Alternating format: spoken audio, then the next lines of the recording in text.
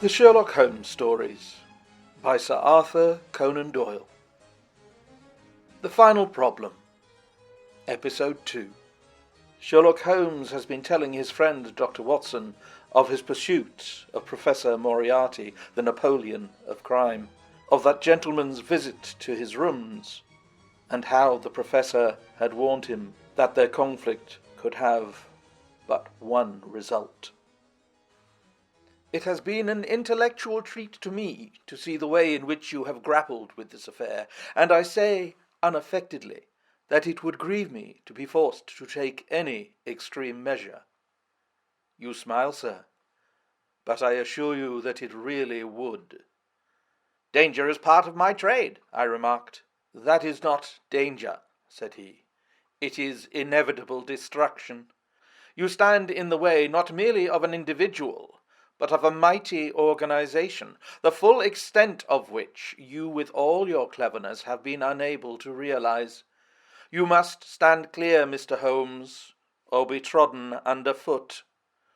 I am afraid, said I, rising, that in the pleasure of this conversation I am neglecting business of importance which awaits me elsewhere. He rose also and looked at me in silence, shaking his head sadly.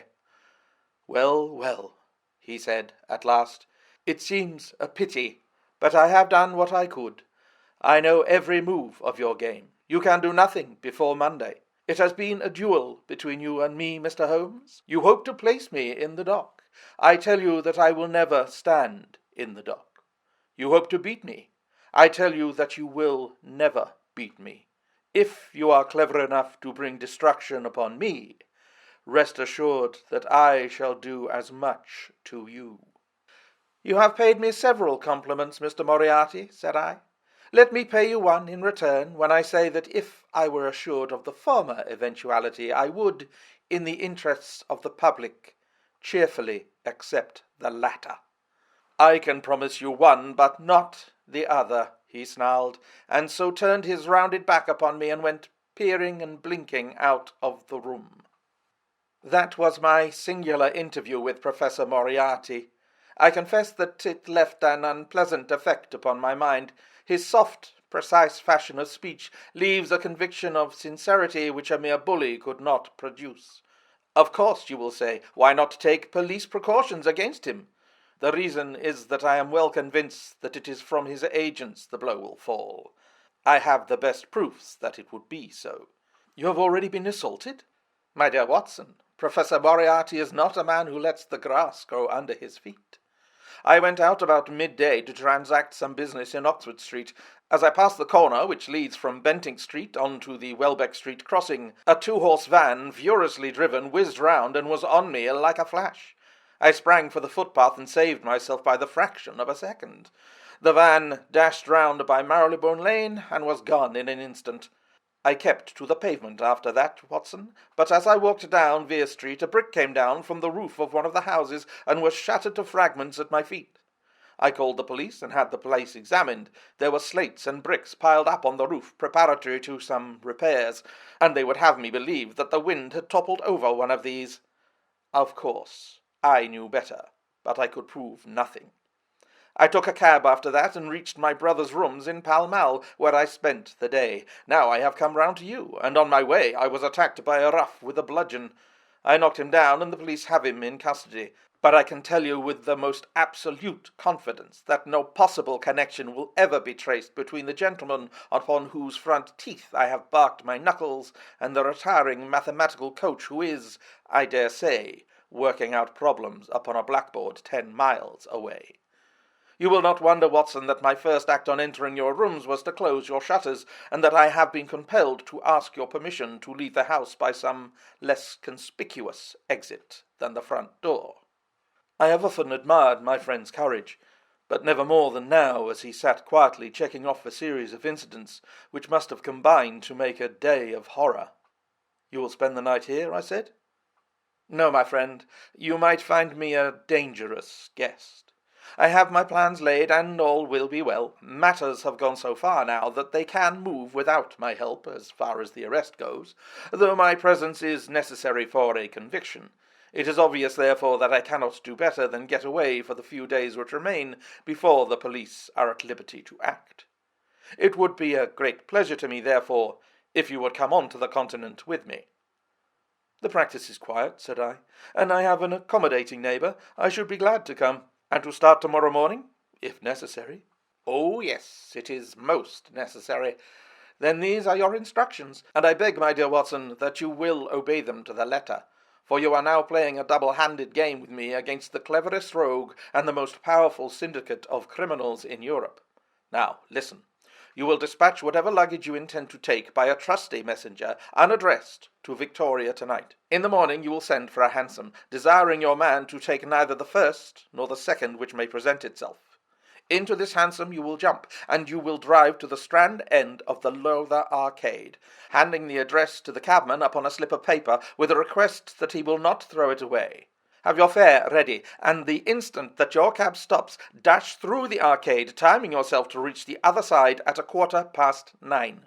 You will find a small brougham waiting close to the curb, driven by a fellow with a heavy black coat tipped at the collar with red. Into this you will step, and you will reach Victoria in time for the Continental Express." "Where shall I meet you?" "At the station. The second first-class carriage from the front will be reserved for us." "The carriage is our rendezvous, then?" "Yes." It was in vain that I asked Holmes to remain for the evening. It was evident to me that he thought he might bring trouble to the roof he was under, and that was the motive which impelled him to go. With a few hurried words as to our plans for the morrow, he rose and came out with me into the garden, clambering over the wall which leads into Mortimer Street, and immediately whistling for a hansom, in which I heard him drive away. In the morning I obeyed Holmes's injunctions to the letter. A hansom was procured with such precaution as would prevent its being one which was placed ready for us, and I drove immediately after breakfast to the Lower Arcade, through which I hurried at the top of my speed. A brougham was waiting, with a very massive driver wrapped in a dark cloak, who, the instant that I had stepped in, whipped up the horse and rattled off to Victoria Station. On my alighting there, he turned the carriage and dashed away again without so much as a look in my direction. So far, all had gone admirably. My luggage was waiting for me, and I had no difficulty in finding the carriage which Holmes had indicated, the less so as it was the only one in the train which was marked engaged. My only source of anxiety now was the non-appearance of Holmes. The station clock marked only 7 minutes from the time when we were due to start. In vain I searched among the groups of travellers and leave-takers for the lithe figure of my friend. There was no sign of him. I spent a few minutes in assisting a venerable Italian priest who was endeavouring to make a porter understand in his broken English that his luggage was to be booked through to Paris. Then, having taken another look round, I returned to my carriage, where I found that the porter, in spite of the ticket, had given me my decrepit Italian friend as a travelling companion. It was useless for me to explain to him that his presence was an intrusion, for my Italian was even more limited than his English. So I shrugged my shoulders resignedly, and continued to look out anxiously for my friend. A chill of fear had come over me, as I thought that his absence might mean that some blow had fallen during the night. Already the doors had all been shut, and the whistle blown, when— "My dear Watson," said a voice, "you have not even condescended to say good morning." I turned in uncontrollable astonishment. The aged ecclesiastic had turned his face towards me. For an instant the wrinkles were smoothed away, the nose drew away from the chin, the lower lip ceased to protrude, and the mouth to mumble. The dull eyes regained their fire, the drooping figure expanded. The next, the whole frame collapsed again, and Holmes had gone as quickly as he had come. "Good heavens!" I cried. "How you startled me!" "Every precaution is still necessary," he whispered. "I have reason to think that they are hot upon our trail. Ah, there is Moriarty himself." The train had already begun to move as Holmes spoke. Glancing back, I saw a tall man pushing his way furiously through the crowd, and waving his hand as if he desired to have the train stopped. It was too late, however, for we were rapidly gathering momentum, and an instant later had shot clear of the station.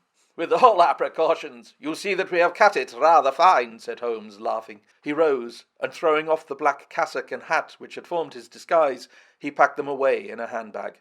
"Have you the morning paper, Watson?" "No." "You haven't seen about Baker Street, then?" "Baker Street? They had set fire to our rooms last night. No great harm was done." "Good heavens, Holmes, this is intolerable." They must have lost my track completely after their bludgeon man was arrested, otherwise they could not have imagined that I had returned to my rooms. They have evidently taken the precaution of watching you, however, and that is what has brought Moriarty to Victoria. You could not have made any slip in coming. I did exactly what you advised. Did you find your brougham? Yes, it was waiting. Did you recognize your coachman? No. It was my brother, Mycroft. It is an advantage to get about in such a case without taking a mercenary into your confidence. But we must plan what we are to do about Moriarty now. As this is an express, and as the boat runs in connection with it, I should think we have shaken him off very effectively. My dear Watson, you evidently did not realize my meaning when I said that this man may be taken as quite on the same intellectual plane as myself. You do not imagine that if I were the pursuer, I should allow myself to be baffled by so slight an obstacle? Why then should you think so meanly of him? What will he do? What I should do? What would you do then? Engage a special. But it must be late. By no means. This train stops at Canterbury, and there is always at least a quarter of an hour's delay at the boat. He will catch us there. One would think that we were the criminals. Let us have him arrested on his arrival. It would be to ruin the work of 3 months. We should get the big fish, but the smaller would dart right and left out of the net. On Monday we shall have them all. No, an arrest is inadmissible. What then? We shall get out at Canterbury. And then? Well, then we must make a cross-country journey to Newhaven, and so over to Dieppe. Moriarty will again do what I should do. He will get on to Paris, mark down our luggage, and wait for 2 days at the depot. In the meantime, we shall treat ourselves to a couple of carpet-bags, encourage the manufactures of the country through which we travel, and make our way, at our leisure, into Switzerland via Luxembourg and Basel. At Canterbury, therefore, we alighted, only to find that we should have to wait an hour before we could get a train to Newhaven. I was looking rather ruefully after the rapidly disappearing luggage van which contained my wardrobe, when Holmes pulled my sleeve and pointed up the line. "Already, you see," said he. Far away from among the Kentish woods there rose a thin spray of smoke. A minute later, a carriage and engine could be seen flying along the open curve which leads to the station. We had hardly time to take our place behind a pile of luggage when it passed with a rattle and a roar, beating a blast of hot air into our faces.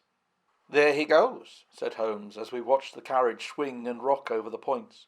"There are limits, you see, to our friend's intelligence. It would indeed have been a coup de maître had he deduced what I would deduce, and acted accordingly." "And what would he have done had he overtaken us?" "There cannot be the least doubt that he would have made a murderous attack upon me. It is, however, a game at which two may play."